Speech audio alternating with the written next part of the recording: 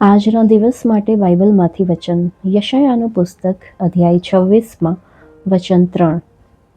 દ્રઢ મનવાળાને તું શાંત જ રાખીશ, કેમ કે તેનો ભરોસો તારા પર છે. શું તમારું મન પરમેશ્વર પ્રત્યે દ્રઢ છે કે પછી તે ભૂખે મરે છે?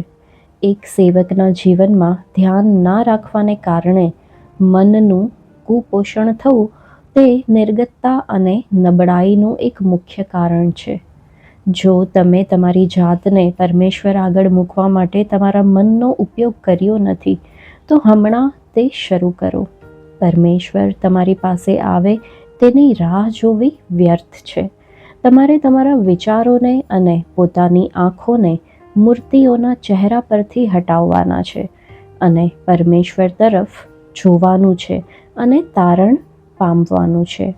તમારું સર્જનાત્મક મન તે તો સૌથી મહાન વરદાન છે જે પરમેશ્વરે તમને આપ્યું છે અને તેને પરમેશ્વરને માટે સંપૂર્ણ સમર્પિત કરવું જોઈએ. તમારે પ્રયત્ન કરવો જોઈએ. દરેક વિચારને વશ કરીને ખ્રિસ્તની આધીનતામાં લાવીએ.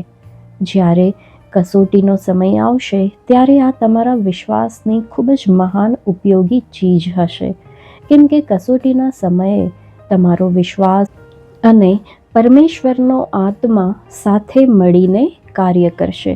જ્યારે તમારી પાસે પરમેશ્વરને માન આપવા યોગ્ય વિચારો અને ખ્યાલો છે, ત્યારે પ્રકૃતિમાં થતી બધી ઘટના જેવી જ કે સૂર્યોદય તથા સૂર્યાસ્ત, ચંદ્ર અને તારાઓનું પ્રકાશવું અને ઋતુઓનું બદલાવવું, આ બધામાં તેની સરખામણી કરવા અને જોડવાનું શીખશો.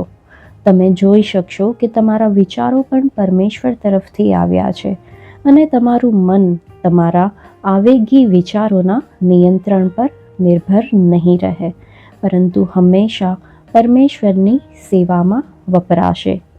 અમારા પિતૃઓએ તેમ અમે પણ પાપ કર્યું છે અને સમજ્યા નહીં. ગીતશાસ્ત્ર 106 લખેલું છે. તો પોતાની યાદશક્તિને ઢંઢોળો અને તરત જાગી જાઓ. પોતાની જાતને એમ ના કહેશો કે પરંતુ પરમેશ્વર હાલ તો મારી સાથે વાત નથી કરી રહ્યા. તેમણે તમારી સાથે વાત કરવી જોઈએ. યાદ રાખો કે તમે કોના છો અને કોની સેવા કરો છો, અને આ યાદ રાખવા માટે પોતાને ઉત્સાહિત કરો અને પરમેશ્વર પ્રત્યેનો તમારો પ્રેમ 10 ગણો વધી જશે. તમારું મન કુપોષણનો શિકાર નહીં બને, પરંતુ ઝડપી અને ઉત્સાહિત થશે અને તમારી આશા અવર્ણનીય રીતે ચમકદાર બનશે.